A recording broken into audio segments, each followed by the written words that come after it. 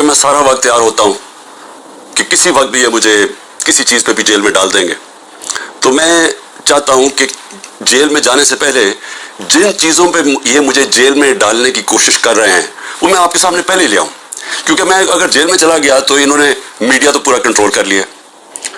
जो बड़े बड़े लोग थे जो मीडिया की आज़ादी के जिहादी बने हुए थे वो आज चुप करके बैठे हुए हैं और आराम से एक सरकारी मीडिया बन चुके हैं सारी प्राइवेट चैनल्स।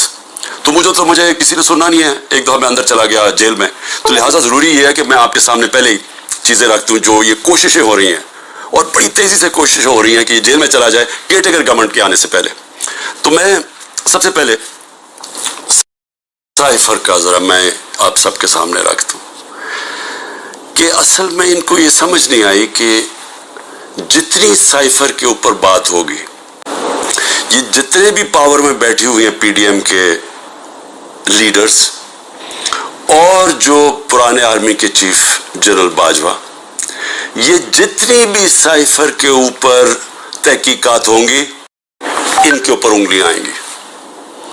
मजलूम तो मैं था और मेरी गवर्नमेंट थी।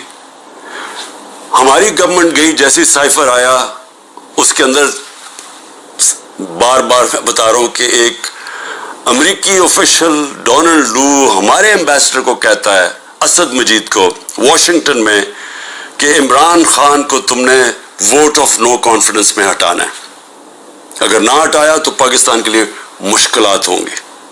और अभी वोट ऑफ नो कॉन्फिडेंस नहीं आई थी, ये गालिबन 6 मार्च था। अगले दिन वोट ऑफ नो कॉन्फिडेंस आ जाती है, टेबल हो जाती है असेंबली में, और उसके बाद फिर जो सारा वो कहते हैं ना rest is history, Aahista Aahista क्या बड़ी जल्दी हमारे लोग भी नाराज हो जाते हैं, बैक बेंचर्स भी कहते हैं हम छोड़ रहे हैं, हमारे जो इत्तेहादी है वो भी छोड़ना शुरू हो जाते हैं। तो वो साइफर किसके लिए पैगाम था? वो पैगाम उसी के पास था ना जिसके पास पावर थी, जिसके पास एजेंसीज थी, जो इन सबको भेड़ बकरियों की तरह उधर ले जा सकता था दूसरी तरफ और गवर्नमेंट करा सकता था, वो जनरल बाजवा था। तो मैंने बड़ी कोशिश की तब भी कि इसके ऊपर तहकीकात हो।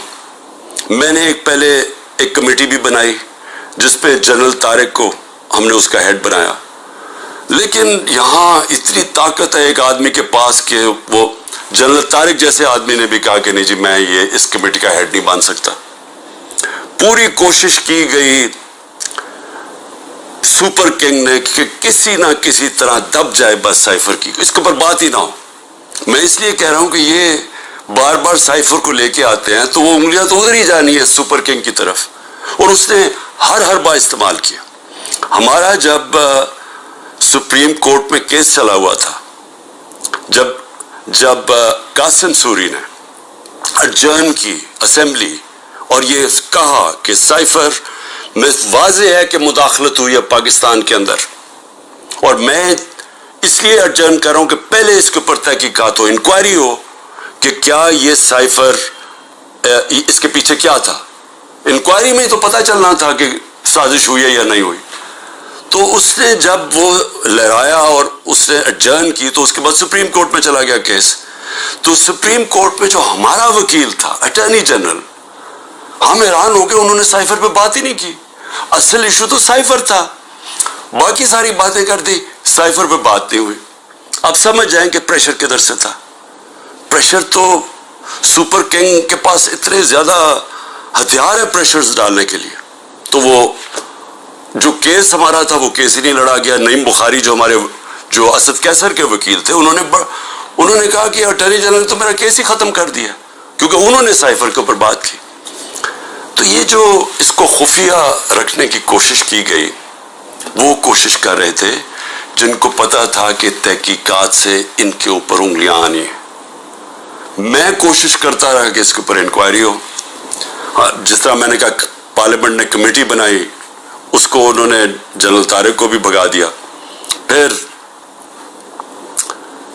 चीफ जस्टिस साहब को मैंने लेटर लिखा, साइफर भेजा कि इसके ऊपर इंक्वायरी होनी चाहिए, नहीं हुई।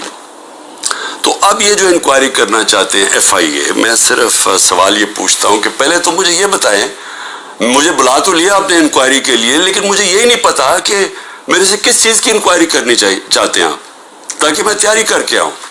لیکن میں FIA کو بھی یہ کہنا چاہتا ہوں کہ یہ آپ کے پے گریڈ سے زیادہ اوپر بات ہے.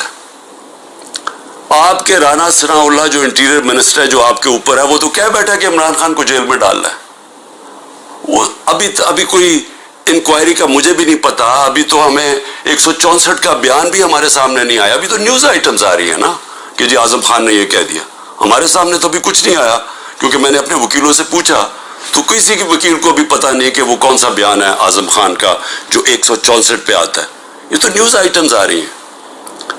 تو ابھی سے ہی وہ کہنا شروع ہو گیا ہے کہ جی اس نے جیل میں جانا ہے جو FIA کا ہیڈ ہے. تو FIA کی کیا حیثیت رہ گئی؟ تو ہمیں تو پتا انہوں نے کیا کرنا ہے، لیکن قوم کو پتا ہونا چاہیے کہ یہ اتنا بڑا ظلم ہوا اس ملک کے ساتھ.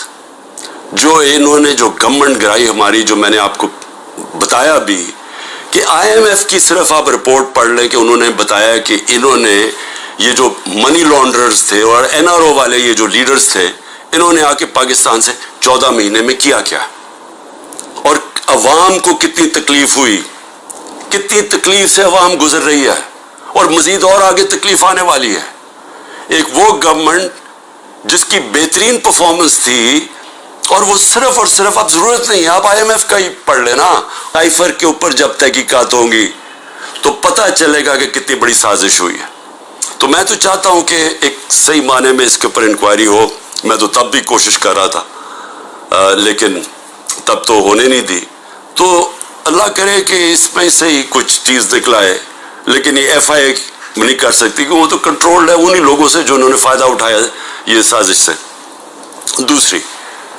دوسری چیز ہے، اب 2 اور میرے اوپر نیب کے کیسز ہیں. ایک ہے القادر.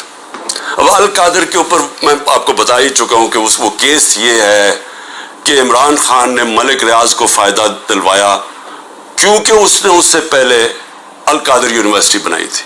اور القادر یونیورسٹی کیا ہے؟ چیریٹی کی یونیورسٹی. چیریٹی کا مطلب یہ کہ سیرت نبی کے اوپر جو ہمارا جو آئیڈیا ہے کہ لوگ لیڈرز نکلے نبی صلی اللہ علیہ وسلم کی سیرت کے اوپر چل کے، جو دنیا کے سب سے بڑے لیڈر تھے، اس کے اوپر ایک بیس کیا کہ کوشش کی کہ اس ملک کے اندر سمجھ تو آئے. اور پھر صوفیزم، اتنے زیادہ لوگ بڑے بڑے ہمارے صوفی جو لیڈرز تھے، لیڈرز میں کہوں گا، ان کے بہت بڑے لوگ آج بھی عرس پہ لاکھوں لوگ آتے ہیں. ان کے کلام کا پتہ تو چلے، لوگ آ کے چلے جاتے ہیں، یہ تو پتہ چلے کہ وہ پیغام کیا دینے آئے تھے. تو ایک تو یہ، اور پھر دوسری ٹیکنالوجی. یہ مقصد تھا. اور سارے آج القادر میں مفت پڑھ رہے ہیں، سارے غریب گھرانوں کے ہیں، اور وہ یونیورسٹی چل رہی ہے.